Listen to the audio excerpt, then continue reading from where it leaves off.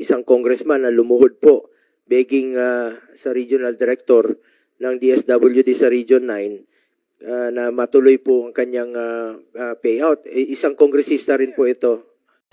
Bakit kailangan pang magmakaawa ng isang kongresista para matuloy po yung payout sa mga intended indigent beneficiaries?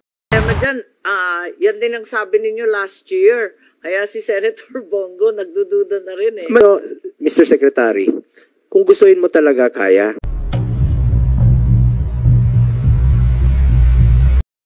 Secretary Rex, narinig niyo ba yung nangyari sa Zamboanga?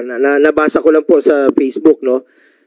Video showing isang congressman na lumuhod po begging sa regional director ng DSWD sa Region 9 na matuloy po ang kanyang payout. Isang kongresista rin po ito.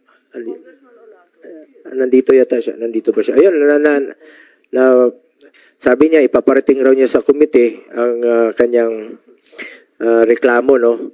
So gusto lang nating malaman kung anong totoong nangyari dito, kung hindi mo ba naging selective ang pagpili ng mga beneficiaries, o kailangan pa bang magmakaawa si Congressman Olaso para mabayaran po ang payout, scheduled payout.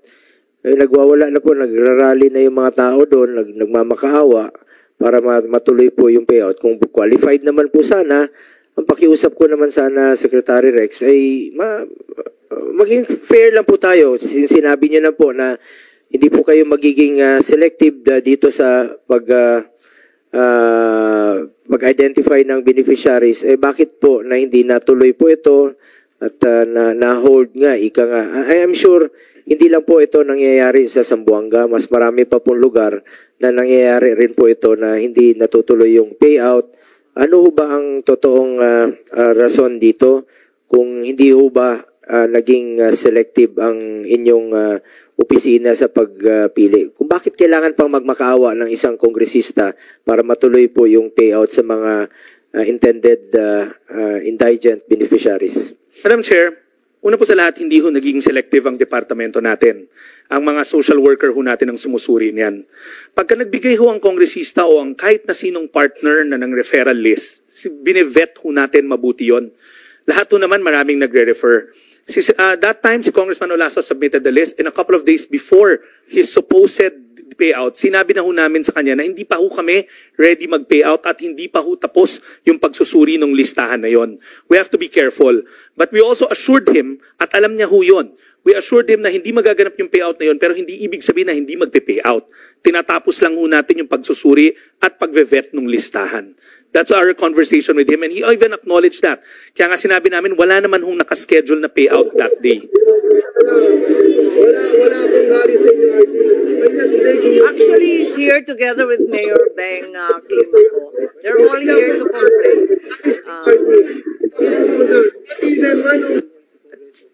At saka hindi naman alam naman natin na hindi lang yan ang kauna-unahang pagkakataon na nangyari yan. Marami ring nahinto ng payout sa Surigao del Norte. Nangyari na rin yan sa North Cotabato. Marami na talagang ginagawang ganyan ang DSWD. Huwag naman kayo sasama sa politika. Wala pa eleksyon. Mas politiko pa kayo kesa sa amin.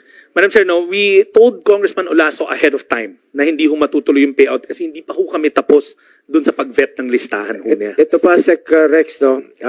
I'm sure, galing po kayo sa political family. Kapatid mo, tumatakbo. Fortunately, wala naman sigurong kalaban. Hindi ka ba naging selective sa pagpili ng pagbibigyan mo ng mga ayuda, no? Halimbawa, Quezon City, hindi ka ba naging selective sa pagbibigay ng AIC sa mga officials doon sa pag-identify nila? Alam mo, Secretary Rex, alam mo, bilog naman ang mundo. What if ikaw na yung kandidato pagdating sa 2028? And I'm sure darating naman yung puntong gano'n, no, na magiging kandidato ka muli kasi you belong to a political family.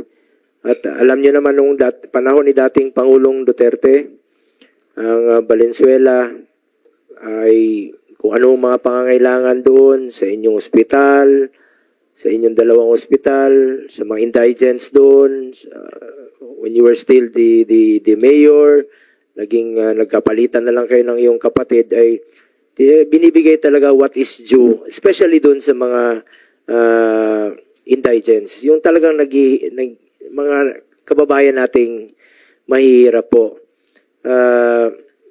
Matagal na rin po kayo sa local government. Alam niyo naman po yung sino talaga yung deserving at nangangailangan. Yun na po ang pakiusap ko sana. Hindi po ito maging selective kayo sa inyong position at hindi po ito, gaya ng sinabi ni Madam Chair, Senator Jaime, na hindi po ito magagamit sa politika. Dahil tandaan po natin, darating rin po ang panahon na maaaring kayo rin po ay maging kandidato at kung ano bang mararamdaman nyo na magkakaroon po ng selective yung agencies tapos ikaw hindi ka pagbibigyan. Atin dito sana po ay maging pantay-pantay po ang ating trato at wag ito magamit. Napakalagang opisina po itong DSWD at hindi po dapat magamit ito sa politika. Dahil wag niyo pong pagsamantalahan ang kahinaan po ng mga kababayan nating mahihirap. Naghihirap na nga, magmamakaawa pa sila para matanggap nila yung ayuda mula sa gobyerno. Tandaan natin, hindi nyo po pera yan, hindi natin pera yan, pera po ng taong bayan yan at dapat po ibalik sa kanila. Yun lang po ang pakiusap ko for the end time po sa inyo, Secretary Rex. Sana maging pantay-pantay po ang inyong pagtrato dito. At sana pakinggan na lang po natin, nandito naman siguro si Congressman Olaso. Pakinggan natin ang kanyang hinaing kung ano talaga yung totoong nangyari since meron naman tayong hearing. Dito po. Yeah. Bigyan natin ng due courtesy. Bago mapunta doon, Senator Bong, kasi mahabang diskusyon yan, hayaan na natin si Secretary at si Congressman Olaso. Maalala ko lang, may update ba tungkol sa investigasyon na ipinangako ng DSWD tungkol kay VP Sara na sinasabi ng ating VP na tinatanggihan lagi ng DSWD ang kanyang mga request para bigyan ng financial assistance. Kapag raw nanggaling sa OVP, hindi naman pinapagbigyan, kaya't napipilitan rin sila sa OVP na magbigay ng tulong sa mga nangangailangan. Madam Chair, lalahatin ko na ho. Una, hindi ho pinagsasamantala ng DSWD yung pondo ng DSWD para sa taong bayan ho yan. We agree with that. Number two, as we speak right now, lahat ng tanggapan namin nakabukas. Araw-araw may mga lumalapit at araw-araw ina-assess yan ng ating mga social worker. Pagdating mo doon sa investigation na yon, Madam Chair, yes, Madam Chair, and I will report. Na magkakaroon ng investigasyon tungkol sa mga request ni VP na lagi na lang tinatanggihan. Madam Chair, I'll report now. Madam Chair, with me is Assistant Secretary Ulysses Aguilar. He's the one that handles the referrals from the Office of the Vice President. Agad-agad, kinausap niya yung handling officer sa kabila, si Director Norman. If Director Norman, kasi ASIC Yuli will gladly give the exchange of text messages. Kasi tinanong namin sa kanya ano ba yung issue para alam namin anong titignan. In fact, ang sabi niya, wala rin ho siyang alam kasi lahat naman ng referral daw nila lugod naming tinatanggap. We can furnish you the screenshots, Madam Chair, but we have to ask permission of Director Norman if he will also consent. But the screenshot of their exchange is there kasi tinignan namin, we wanted to know kung alin. That's why ASIC Yuli came into the picture. We asked Director Norman na normally nagre-refer. So we will gladly show you the exchange of messages. Yes, kung maaari lamang para matapos Madam Chair. Yung usapin na yan. Madam dahil parating inuulit-ulit. Yeah, Madam Chair, and also if I can also add, we'll also submit to the committee a copy of a plaque that we just received middle part of this year from the OVP saying that we're a valued partner, that we would always help the referrals. Meron din ho kaming parangal ho doon and we'll gladly submit it to the committee as well. Yes, if we could put that on record, that Yes.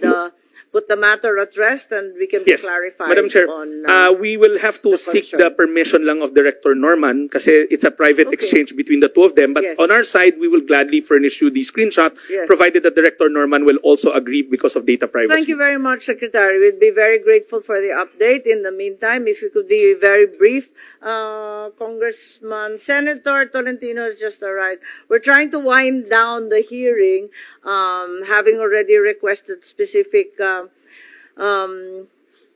documents, including documents required by by Senator Francis Tolentino. I think the issue concerning Congressman Olaso was raised.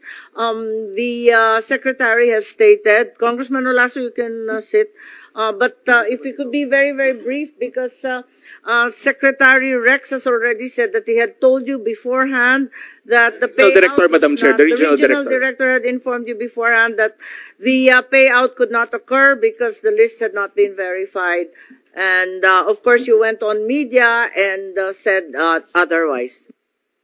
Madam Senator, permission to speak. Congressman Kim Radan Lalaso from the First District of Zamboanga City. Ma'am, that is negative, ma'am. Hindi po totoo.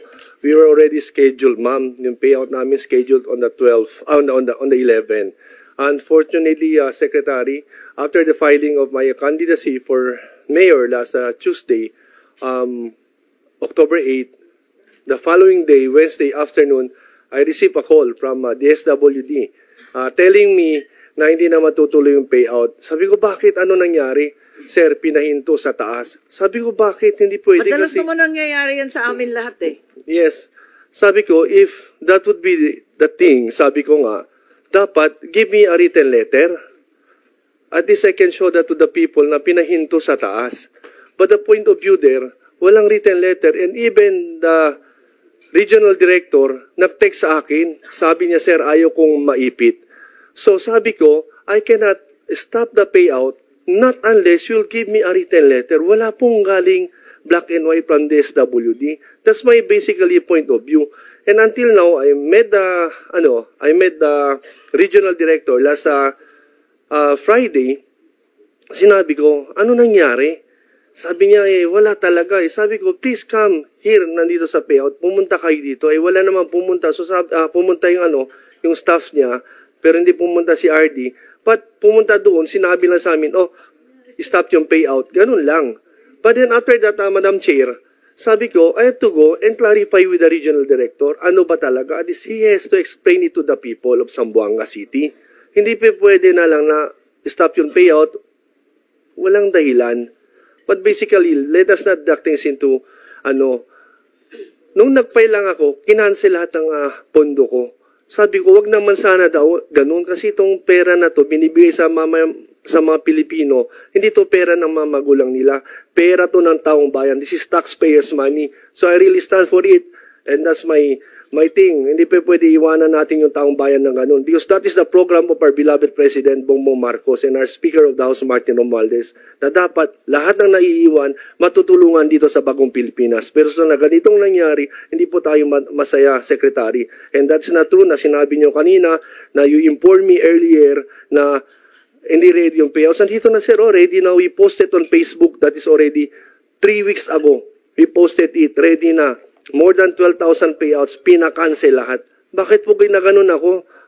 Porket wala akong tatay, congressman o senator. I'm an OFW. Hindi po ako, I'm not, sabihin ko sa'yo, and hindi ako veteranong politician. I'm just new here. As you know, we're former colleagues in Congress. I'm a ship captain, OFW ako. But my heart belongs to the people. I want to serve the people of Zamboanga. Sana, Secretary, my colleague, tulungan mo ako dito. Madam Chair, again, let me just state for the record, wala akong pondo ang congressman.